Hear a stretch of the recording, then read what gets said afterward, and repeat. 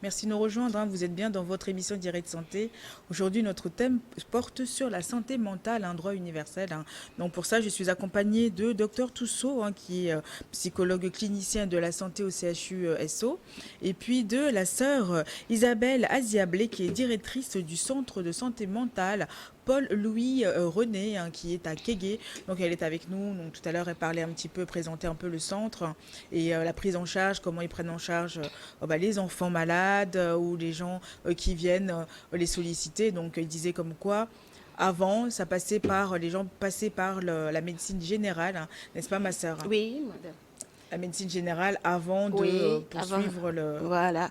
À médecine générale, maintenant, on verra si cette personne a besoin de voir un psychiatre, ou bien un psychologue, ou bien un neurologue, un cardiologue. Et je disais que tous finissent par sortir par le service de réinsertion pour avoir un conseil sur la suite de sa vie. Parce qu'on finit toujours par perdre quelque chose quand on vient de passer une phase de maladie. Et je disais aussi, bien je peux continuer en disant que le centre de santé Louis René. Paul René fonctionne pratiquement tous les jours parce que de lundi à vendredi, nous sommes là de 7h30 à 17h30 et les week-ends, il y a un service de garde de permanence pour les week-ends et Tout le monde peut peut rentrer. venir. Oui, Oui, enfants comme personnes âgées. oui. Tout le monde peut venir. Bon, pour les analyses, nous faisons pratiquement tous les bilans sanguins, électroencéphalogramme et électrocardio. Les autres les imageries, nous n'en faisons pas, on l'oriente. À l'hôpital. Ok. Oui. Pour dire que dans ce centre, c'est une prise en charge holistique. Tu peux venir par un simple palu selon toi à la maison, mais arrivé là-bas, on peut diagnostiquer autre chose aussi qui On pourrait va... être prise en charge sur champ. D'accord. On a une petite vidéo pour vous, hein, la régie, s'il vous plaît. On va montrer un peu ce que fait le centre Ok, pour mieux comprendre. merci. La régie, s'il vous Ce plaît. bâtiment inauguré ce 10 octobre, en la journée mondiale de la santé mentale, est dédié à la prise en charge des enfants au sein du centre mental Paul-Louis René, situé dans le quartier populaire de Kégué à Lomé. Chemin faisant au cours de nos activités, il arrive que nous sommes confrontés aux difficultés. La plupart de ces difficultés, c'est que nous mélangeons les enfants avec les patients psychotiques, les patients en violence. Nous profitons pour ouvrir ce bâtiment aujourd'hui pour inviter la population, pas seulement à venir dans notre centre, mais partout où nous serons, essayer quand même de sauvegarder la santé mentale de nos enfants. Évalué à hauteur de 13 928 102 francs CFA, le financement de ce bloc pédiatrique est entièrement assuré par l'association Enfance Espoir. Donc notre objectif, c'est de permettre l'évolution de ces enfants dans la masse, une évolution continuelle de prise en charge des malades et ensuite des soins appropriés. Ça donnera également de l'espace aux agents qui travaillent pour être à l'aise à leur service. Le centre de santé mentale Paul-Louis René offre ses prestations à la population togolaise depuis 2013 à travers un service satisfaisant à en croire ses parents de patients.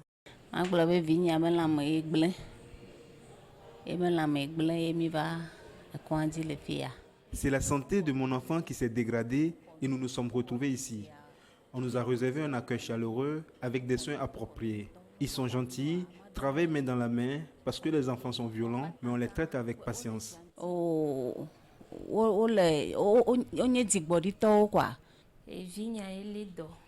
C'est mon enfant qui souffre d'une maladie mentale et on nous a indiqué ici. Je rends grâce à Dieu, ça s'améliore. Nous avons passé 3 semaines, mais ça va vraiment mieux. Un long chemin parcouru par le centre dans la prise en charge des malades mentaux avec des défis. Les difficultés, dans un premier temps, sont liées parfois à l'indisponibilité sur place, par exemple, d'un scanner, parce que quelqu'un qui est agité, ça nous est arrivé plusieurs fois, ce n'est pas tout de suite une affection psychiatrique qu'il faut penser. Il faut quand même qu'on essaie d'éliminer certaines pathologies, par exemple un AVC. Mais si on n'a pas le scanner sur place, il va falloir qu'on envoie le malade ailleurs. Et ça, parfois, ça nous pénalise un peu. Le centre de santé mentale Paul-Louis René est administré par les sœurs hospitalières de Notre-Dame de Compassion et un personnel médical dévoué. Le centre ouvre ses portes à toute la population sans distinction aucune.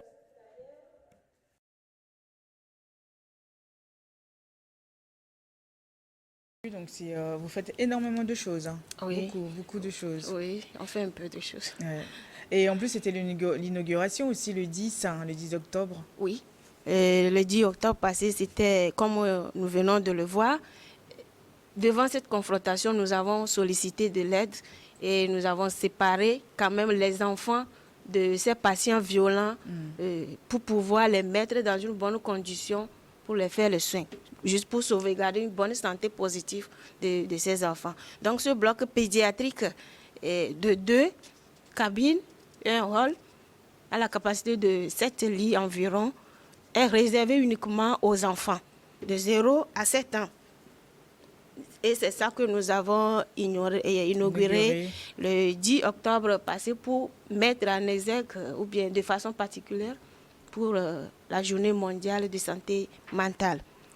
Qui s'ajoutait, enfin qui allait vraiment avec le thème aussi. Oui, parle qui allait... Bon, oui. La santé, on parle de la santé mentale, un droit qui est humain, un droit humain universel. Ça voudrait dire qu'il n'y a pas quelqu'un qui n'a pas le droit de vivre, ou bien d'avoir une bonne santé mentale. Et de ce thème, nous avons parlé, à part de ce thème, nous avons parlé à la population, ou bien à nos usagers, et sur comment faire la promotion de la santé mentale positive des enfants. Donc nous avons invité les familles et tous les usagers sur lesquels nous les avons instruits sur ce thème. À part ce thème, nous leur avons parlé aussi sur l'inobservance thérapeutique et ses conséquences. Je suis malade, je suis allée me faire soigner, ça va mieux. Je suis rentrée. Maintenant, la suite, c'est comment? Il faut le suivi. Il faut le suivi. Oui. S'il y a suivi ou pas, quelles peuvent être les conséquences? Dr Tusso vient de nous le dire. Et nous avons plusieurs maladies mentales. Mais on a tendance à prendre tout comme la folie. Donc, quelqu'un qui passe d'une simple dépression par l'inobservance peut rentrer facilement plus tard dans la schizophrénie, si je peux le ramasser ainsi. Oui. Mais et que faire justement lorsqu'une personne souffre d'une santé mentale? Docteur, vous voulez... les gens, vous les orientez, enfin, vous les consultez avant, vous les orientez vers le centre. Qu'est-ce qui se passe? Oui, on vient de le dire, hein, le thème la santé mentale est un droit universel. Ça veut dire que toute personne, quelle qu'elle soit, a droit à la santé mentale. Donc, il faudrait prévenir les risques pour qu'elle ait un problème de santé mentale. Ça veut dire que les situations de violence, tout ce qu'il faut prévenir pour qu'elle n'ait pas de problème de santé mentale, on doit le faire. Oui. Et puis, la personne a droit à une santé mentale accès. Donc, je disais que la personne a droit à une santé mentale, quelle qu'elle soit où qu'elle soit. Et donc, on doit faire la prévention de tous les risques qui vont le conduire vers un problème de santé mentale. On doit rendre les centres de santé mentale accessibles à cette personne-là, par exemple, comme le cas de Paul-Louis René. Oui. Et au Togo, je pense que toutes les localités, toutes les régions ont quand même un service de santé mentale dans les hôpitaux, avec des psychiatres, psychologues, spécialisés en santé, les sections des spécialistes en santé mentale également. Donc, ça fait que quand quelqu'un a un problème de santé mentale, les signes que je viens de décrire précédemment, quelqu'un qui dit qu'il veut mourir, ça veut dire qu'il y a un problème de santé mentale. Quelqu'un qui ne dort pas il y a 2 semaines, 3 semaines, 1 mois, et que face à tous les traitements sur le plan médical, ça ne résout pas le problème, ça veut dire qu'il y a un problème de santé mentale. Il faut que la personne aille vers les services de santé. Et les services de santé, maintenant, on va les orienter vers une prise en charge psychologique ou psychiatrique. Donc, c'est ce que la sœur vient d'expliquer. Toute personne qui vient là-bas pour un problème de santé hein. On la reçoit au niveau de la médecine générale. Et à part de la médecine générale maintenant, si on fait toutes les analyses possibles et on voit que non, ton problème sur le plan organique, tout est bon. Pourtant, elle se plaint des mal de ventre, elle se plaint des mal de tête, elle ne dort pas, elle n'a pas l'appétit. Pourtant, toutes les analyses révèlent que tout est bon au niveau du corps. Ça veut dire qu'on est face à un problème de santé mentale. Elle va être orientée maintenant vers les spécialistes de santé mentale pour la prise en charge. Et la prise en charge, elle est médicamenteuse. Il y a aussi les psychothérapies. Donc, les séances de psychothérapie, et c'est là que le psychologue vraiment intervient Ouais. pour pouvoir soigner la personne au plan psychologique. Oui. La famille joue-t-elle aussi un rôle dans la prise en charge de leurs personnes souffrant de maladies de Oui, santé mentale? effectivement. La famille joue un rôle primordial. La famille, la présence à côté du souffrant à ce moment T est un appui. Et tout d'abord, étant Très donné important. très important. Et en Afrique, nous formons un tout, nous sommes en commun. Du coup, quand un membre souffre dans la famille, c'est toute la famille qui est alertée. Oui. Et il faut que les membres de la famille comprennent ce dont souffrent leurs proches pour pouvoir l'accompagner dans sa souffrance. Mais des fois, on a tendance à l'écarter. Bon, lui, il n'est pas bien, donc Il est on le fou, classe. Il Oui, n'est pas il est fou. normal. Ouais, il Il y n'est a pas tout ici, tout. Après, c'est vrai Alors, que quand la personne se retrouve seule aussi, se ça retrouve aussi, c'est seule. très important. Oui. C'est très dangereux aussi. Oui, c'est très dangereux. Du coup, la présence de la famille en soi, c'est un traitement aussi. C'est un traitement aussi en soi. Et de même, ce n'est pas seulement le souffrant qu'on traite, mais on se traite. Oui. On fait la prévention sur soi. Mais si tu n'es pas proche du souffrant, tu ne sauras pas de quoi il souffre. Tu ne vas jamais comprendre sa souffrance pour pouvoir l'accompagner et prévenir ton cas. Donc, la présence de la famille à côté des malades, pas seulement, bon, dans tous les cas de maladies, quoi, Oui. c'est très important à ne pas ignorer. Et vous, en tant que, voilà, justement, j'allais revenir. Il faut dire aussi que la présence de la famille, comme elle le dit, est très déterminante parce que dans plusieurs troubles mentaux, la personne ne s'appartient plus. Oui. Elle ne sait même pas qu'elle est malade dans certains troubles mentaux. Et c'est justement l'entourage qui constate un déphasage entre ses comportements et la réalité. Et donc, c'est la famille qui est la première à prendre des dispositions pour l'envoyer à l'hôpital. Mais vous les Maintenant, conseillez en tant que psychologue aussi pour pouvoir l'accompagner. Effectivement, par exemple, oui. hier, une dame est venue me voir parce que elle voudrait m'exposer certains comportements que pose son mari pour voir est-ce que ça va. Donc, quand elle a expliqué, j'ai trouvé que non, ce monsieur a un problème. Oui. Et maintenant, elle dit, OK, si c'est comme ça, elle va voir comment elle va le travailler pour pouvoir l'amener à l'hôpital. Donc, vous voyez, la famille, elle joue un rôle important. Parce que s'il faut laisser la personne à elle-même, elle ne viendra jamais à l'hôpital parce qu'elle ne sait pas que quelque chose lui arrive. Dans les troubles psychotiques, par exemple, ce sont des gens qui sont en déphasage avec la réalité. Ils ne savent pas, ils ne sont pas dans le réel. Oui. Donc, pour eux, ils ne sont pas malades. Quand vous leur dites, va à l'hôpital, lui seul, il n'ira pas. Donc, c'est la famille de l'amener. Maintenant, quand elle sort de l'hôpital, même quand elle est à l'hôpital, il faut que la famille soit là pour l'accompagner. Hein. La présence de la famille aussi joue un rôle important au plan psychologique dans sa prise en charge. Maintenant, quand elle quitte l'hôpital, il faut que la famille soit là pour continuer par apporter son soutien, donner les produits, etc. Je vous donne l'exemple, une personne ou un enfant qui sort de l'hôpital, on l'avait hospitalisé parce qu'elle n'a plus envie de vivre. D'accord? Et donc, quand vous la laissez, elle part vous laisser les produits à sa disposition. Elle peut prendre tous ces produits-là. C'est ça. Puisqu'elle avait pris les produits pour mourir et par la grâce de Dieu, elle a été vite découverte. On l'a menée aux urgences et on a fait tout le travail médical. On l'a envoyée à notre niveau. Maintenant, comme nous, c'est fini avec elle va retourner à la maison. Si la famille lui laisse les produits, elle risque de mettre fin à sa vie.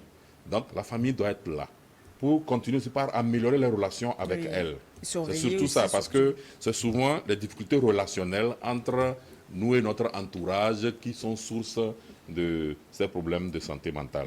Les violences également que nous subissons sont source des problèmes de santé mentale. Les pertes que nous avons, et des pertes, ça peut être sur le plan amoureux. Un couple où le monsieur ou la dame, il y a ce qu'on appelle goumen. Il y a un divorce, il y a une séparation. D'autres qui n'acceptent pas encore la séparation. C'est dur. Il va présenter un trouble mental, généralement la dépression. Et il faut que la famille soit là pour l'aider à pouvoir rassembler ses ressources personnelles pour qu'elle puisse s'en sortir, devenir comme elle était avant. Le divorce. Avez-vous un message particulier à la population à l'occasion de cette journée aussi, ma sœur? Ok, merci. Le message particulier, c'est de nous rappeler que le thème de cette année, c'est un thème à saluer, parce que ça vient juste de nous rappeler nos droits. Oui. Et quand on parle de droit, il ne faut pas s'asseoir pour que le droit même vienne à moi. Il faut lutter pour l'avoir, peu importe où je suis. Aux confins de la terre, je dois lutter pour avoir ce qui est à moi. Donc, que dois-je faire dans cette lutte-là? Il faut prendre soin de soi, et physiquement d'abord, et psychiquement. Manger bien et dormir bien. Manger bien, en ce sens que moins gras, moins salé, oui. Et tout ça là, pas trop d'alcool. Juste un petit peu s'il le faut. À des moments occasionnels, d'accord, on ne refuse pas, mais n'allons pas au-delà de la... Oui. Et puis, associé avec les fruits. C'est très important pour notre santé. Et pour prendre soin, ou bien l'hygiène psychique, il faut dormir bien. Dormir bien, dormir suffisamment, avoir l'énergie nécessaire pour travailler. Essayons d'éviter les excitants. Les excitants, je vais prendre ça pour être éveillé, pour pouvoir bien travailler, avoir l'énergie, tout ça là. Tout ça. Oui, le docteur l'a bien dit dans la définition. Être en bonne santé, ça ne veut pas dire j'ai pris une bouteille de diamant avant de trouver la force pour travailler. Il faut être productif, mais ça ne veut pas dire je dois prendre quelque chose d'abord. Donc, c'est juste un rappel. Prendre soin de notre psychisme, prendre soin de notre vie physique, pour être en bonne santé. Psychiquement comme physiquement. Merci beaucoup. On arrive à la fin de l'émission. Je vous remercie infiniment d'être venu. Madame, la sœur, je dis madame, donc sœur Isabelle Aziablé. Oui. Je rappelle que vous êtes directrice du centre de santé mentale Paul-Louis René à Kégué. Merci beaucoup d'être venue. Je vous en prie. Bon vent à vous, bon vent au centre. Et puis, docteur Toussault, qui est psychologue clinicien de la santé au CHU SO. Merci beaucoup. Merci à notre partenaire Voltic. Merci à Messie Afofo à la régie. Et puis, un grand merci à vous tous qui nous suivez tous les jours dans cette émission Direct Santé. On se retrouve demain. Bye bye.